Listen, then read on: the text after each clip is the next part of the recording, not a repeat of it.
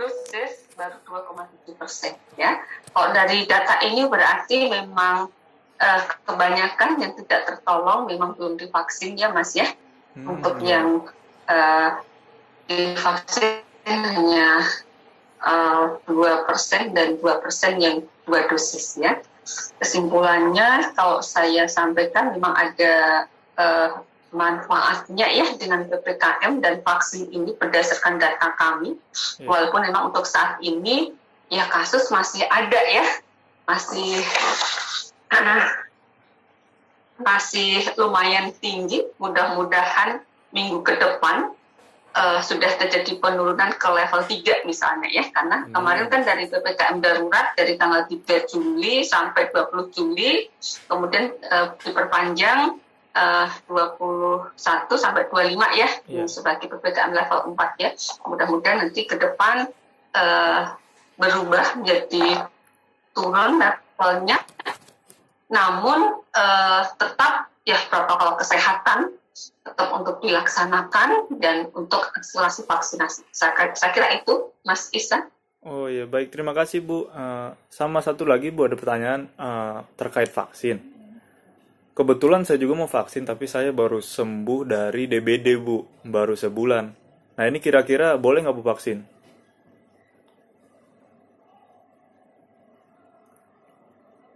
Iya, vaksin ini tidak ada kontraindikasi terhadap pasien yang sudah sembuh dari DBD. Ya, jadi untuk seorang yang sudah sembuh dari DBD, sudah sehat, itu bisa divaksin. Ya, secara keseluruhan vaksin ini adalah aman dan halal. Sebelum dilakukan vaksin akan dilakukan screening dan akan dicek tekanan darah, suhu, kemudian penyakit secara keseluruhan.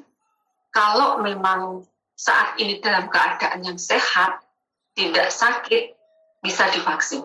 Ya, nggak usah khawatir, nggak usah cemas, ya, semangat siap untuk divaksin semuanya, ya, karena nanti akan di screening dulu, ya, apalagi saat ini dalam keadaan yang sehat, ya, tidak masalah, ya, silahkan ya, nanti daftar ya, Mas Ihsan, ya. Oke, Bu, mungkin akan segera daftar lah untuk vaksin selanjutnya. Ya. Oh ya Bu, untuk vaksin sendiri ada batasan umurnya nggak sih Bu? Batasan umur untuk vaksin? Iya, untuk vaksin ini ada beberapa tahap, ya. Memang tahap pertama itu diutamakan untuk SDM, sumber daya manusia, tenaga kesehatan, ya. Itu Kerawang sudah di kick off di tanggal 27 Februari, itu dosis pertama. Dosis keduanya itu di tanggal 11 Maret, ya. Selama bulan Maret, semua nakes sudah dilakukan vaksinasi dosis pertama dan kedua, ya. Kemudian tahap kedua adalah pelayan publik. Pelayan publik ini baik ASN, transportasi, TNI, Polri, ya, pedagang, perhotelan, resto, ya, ini juga divaksin. Ini Kerawang belum 100%, namun masih sekitar 80% ke atas, ya. Kemudian untuk tahap ketiga adalah untuk lansia, ya. Waktu itu pelayan publik belum selesai, tapi lansia diprioritaskan. Ya, lansia ini di atas 59 tahun, Mas Ihsan. Ini juga susah dan tapi luar biasa, dalam waktu seminggu 2 minggu sudah melejit sampai hampir 18%. Kemudian dilanjutkan dengan berproses dengan vaksin untuk yang dewasa, yaitu 18 tahun sampai 59 tahun. Ini juga kita sedang gencar-gencarnya untuk melakukan vaksinasi ini. Dan yang terakhir, yang kemarin baru di-launching di RSUD sebagai launching nasional dalam rangka Hari Anak Nasional dan dipadukan dengan launching vaksinasi COVID-19 bagi remaja, itu usia 12 tahun sampai 17 tahun. Ini sudah kami mulai kerjakan, ya. Jadi usianya di atas 12 tahun, ya.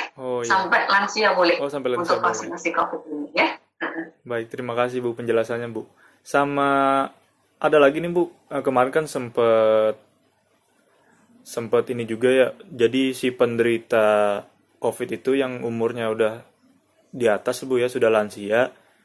Ketika dia mau ke rumah sakit, tapi kan penuh Bu ya. Jadi perawatan di rumah.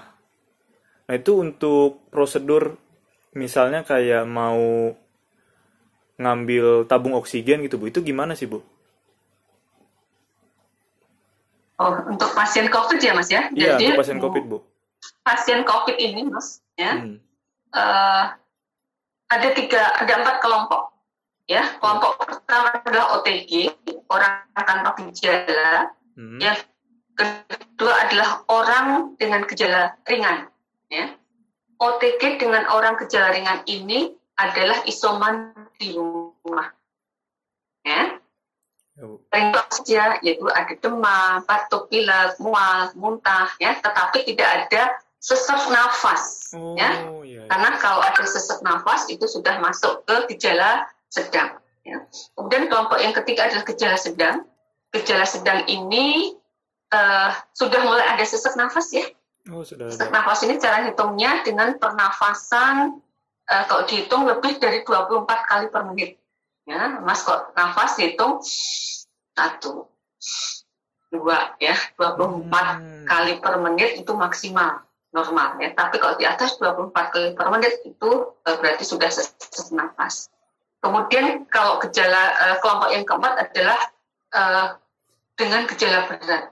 Gejala berat ini juga sesaknya sudah lebih cepat kembali dibanding gejala sedang tadi ya.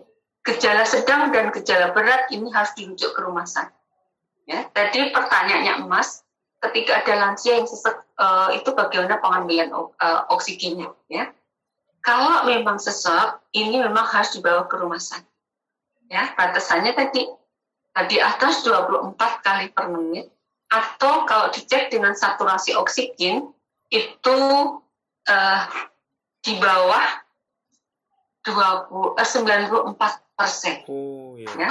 Saturasi oksigen itu dengan alat ditaruh di ujung jari ya, Iya. nanti akan muncul. Nah, kalau di bawah 94% maka juga harus dirujuk ke rumah sakit ya.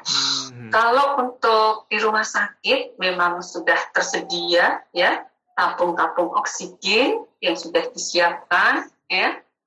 Dan kami di puskesmas nanti akan dilakukan dropping juga dengan alat yang namanya oksigen konsentrat, dipakai untuk memproses oksigen luar dan nanti bisa langsung dipakai oleh pasien sebagai persiapan untuk menuju ke rumah sakit ya.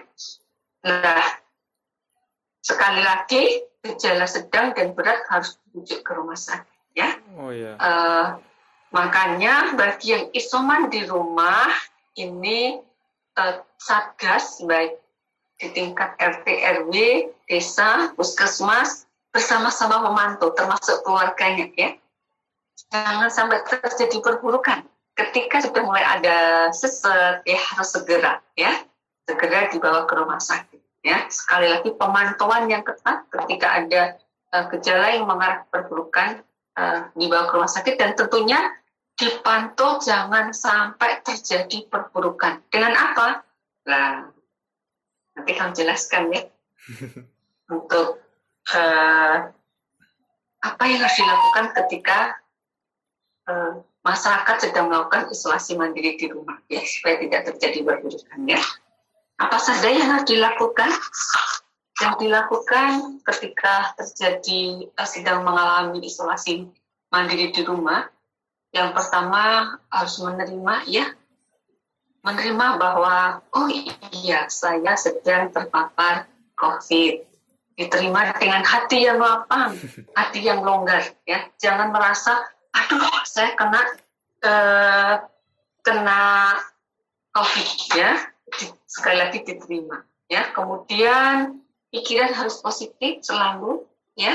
Berprasangka baik kepada semua orang ya. Dan upaya berikutnya adalah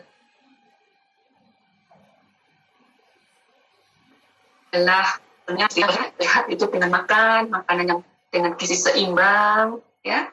Kemudian perbanyak minum yang hangat, air hangat dicampur madu hangat, buah-buahan yang berwarna oranye, jeruk, mangga, sayuran, ya, dan makanan yang gizi seimbang, ya. Kemudian juga berjemur 15 sampai 30 menit di jam 10 sampai jam 1 boleh, ya. Kemudian juga olahraga minimal 30 menit setiap hari. Kemudian kalau di rumah kamar terpisah, ya, nggak boleh campur dengan anggota keluarga yang lain, dan kamarnya dipilih yang menghadap keluar, bisa udara masuk, ada matahari, jendela, pintu bisa yang keluar ya, tapi yang tidak berhubungan dengan anggota keluarga yang lain. Dan jangan lupa selalu pakai masker ketika di kamar. Kita sedang menjalani isolasi mandiri. Termasuk anggota keluarga yang lain juga harus memakai masker, ya. Kemudian tentunya dilakukan desinfektan, Mas, kamar tersebut, ya. Iya, Bu. Desinfektan silahkan buat sendiri, gampang, dengan mencampur air 1 liter dicampur dengan 30 cc Lysol atau karbol, ya, untuk ngepel lantai, dicampur, kemudian ditaruh di tempat spray, disemprotkan itu di ruangan, di tempat meja, di benda-benda di sekitar yang isoman tersebut, termasuk di rumah yang bekas dipakai untuk tinggal, ya. Kemudian tentunya juga harus minum obat, ya, obat untuk COVID, ya, ada antibiotik, ada antivirus, vitamin, ya, vitamin C silahkan 2 kali 500, ya. Kemudian juga vitamin D silahkan diminum sampai sembuh, ya.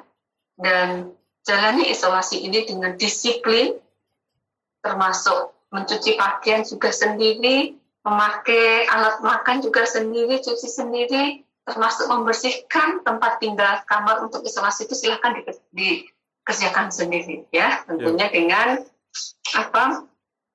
sarung tangan misalnya, atau alat pembersih ruangan, ya, yang terpisah dengan anggota keluarga yang lain. Yang terakhir, setelah dilaksanakan itu semuanya, harus berjiwa besar, harus berdoa kepada Allah, pasrah kepada Allah, karena itulah upaya yang kita lakukan adalah sebagai ikhtiar, tapi Allah lah yang akan, Tuhan yang Maha Kuasa akan menyembuhkan kita semuanya, ya. Semangat utamanya, semangat untuk melawan COVID, dan insya Allah bisa menjalani isolasi dengan baik. Dan 10 hari untuk yang OTG, maka setelah 10 hari sudah selesai, sudah bisa aktivitas, salah tidak ada keluhan. Dan untuk yang gejala ringan,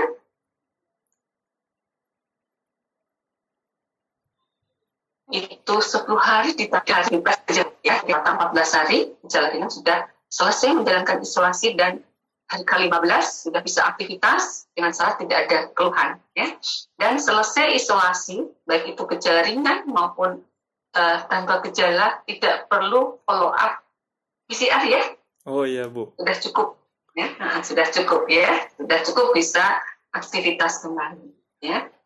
Begitu, Mas Ihsan. Oh, baik, terima kasih, Bu. Soalnya kalau PCR gitu katanya masih terdeteksi, Bu, ya, bangkai-bangkai virusnya gitu, Bu, ya. Jadi tetap positif ya tulisannya. Oh iya. Berarti untuk sebenarnya PPKM dan vaksinasi ini tentunya sangat berperan besar ya, Bu, ya, dalam mengurangi angka penyebaran COVID khususnya di Kabupaten Karawang tersendiri, Bu, ya. Dan juga saat kita memang terdampak itu, jika memang gejalanya itu masih OTG atau gejala ringan, lebih baik isoman dan sabarlah, Bu, ya, intinya, Bu, ya, menerima kenyataan dan tetap disiplin menjalani hidup sehat, ya. Baik, terima kasih, Bu, atas penjelasannya. Mungkin karena sebentar lagi sudah mau prepare sholat maghrib, Bu, ya. Sebelumnya terima kasih banyak, Ibu, sudah menyempatkan hadir dalam podcast ini. Semoga ilmu yang Ibu berikan itu bermanfaat dan bisa diaplikasikan gitu oleh masyarakat, terutama yang terdampak COVID-19. Saya tutup, Ibu, ya. Wabillahi taufiq wal hidayat. Wassalamualaikum warahmatullahi wabarakatuh. Terima kasih banyak Ibu. Selamat menjalankan ibadah sholat maghrib. Waalaikumsalam. Baik. Saya akhiri Bu ya.